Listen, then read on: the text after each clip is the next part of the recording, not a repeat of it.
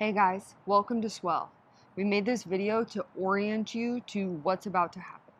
We made a lot of longer videos to teach you about how to move, but when it comes down to it, it's all based on the same solid principles that we're gonna go over right now. Yeah, so it's all going to start with good breathing and bracing. And all that really means is that we don't want you moving until this is set, okay? Back pain and back issues is one of the most leading causes of detriments to your quality of life and overall movement capacity. And we don't want to have anything go wrong during your movements, and we definitely don't want to be training your brain to be going into patterns or positions that are going to cause you injury later on down the road. So before you do anything, make sure you're set here with a good 360-degree brace. And if you're not doing that between reps, don't even do the rep. The reason that we do that is because we want to create a solid canister to move from here so that our limbs can move without our back moving every single time. And in order for that to happen, your pelvis needs to be neutral. So many of us live dumped forward or dumped back with the tail tucked out or the tail curled under, and we need you to have the waistband of your pants be actually parallel to the ground so that it's in line with the diaphragm so that you can create that canister with your breath to protect your spine. Yeah. And then next thing we're going to talk about is your positioning on the feet, okay? So once we have proximal stability and your spine and nervous system feeling nice and protected and safe, we want to orient ourselves to gravity properly.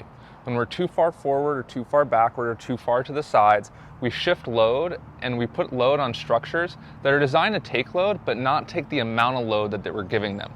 Things in life need balance, and we need symmetry throughout our joints and throughout our tissues. So in order to orient ourselves properly to gravity so that we can do this and stay nice and healthy and safe for as long as possible, we like to call something the quad pod or tripod foot, which basically just means you're going to have pressure at the base of your first toe, base of the fifth toe, and the heel, which really means that you're going to feel the center of your mass go right through the center of your foot, or if we flip it around, right in front of your ankle, about 1 centimeter to 1 inch in front of that shin foot complex. Keeping your weight evenly distributed on all three of those points in every single movement. That doesn't change. The next thing we want to talk to you about is how to do things in circuits. So on your Train Heroic app, there's going to be a whole page of exercises that comes up at one time with usually 3 exercises on that one page. Instead of doing all of the first exercise, all of the second, and then all of the third, you're going to do it as a circuit, which means you'll do the first set of the first exercise, and then you'll go to the second exercise and you'll do a set, and then you'll go to the third exercise and you'll do a set before you come back to the first exercise to do your second set, okay?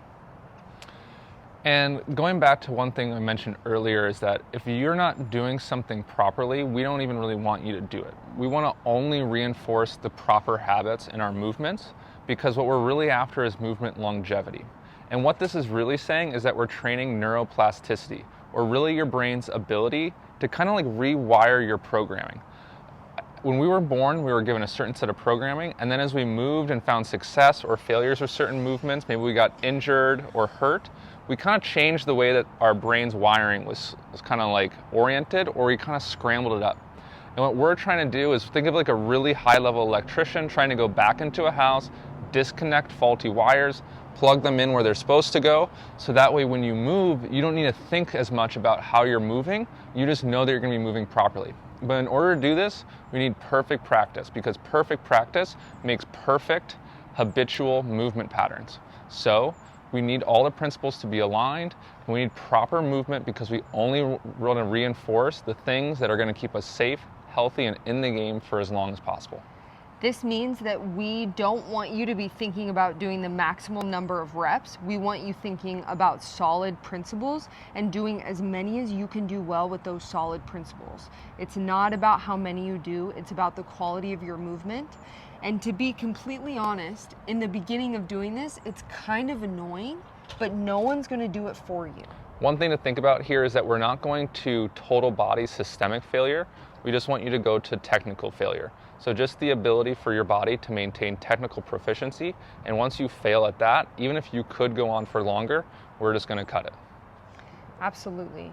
And although it's kind of annoying and frustrating in the beginning, increasing the quality of your movement is going to pay dividends in your lifetime, because we're creating balance instead of continuing to build on compensatory patterns that lead to injury down the road.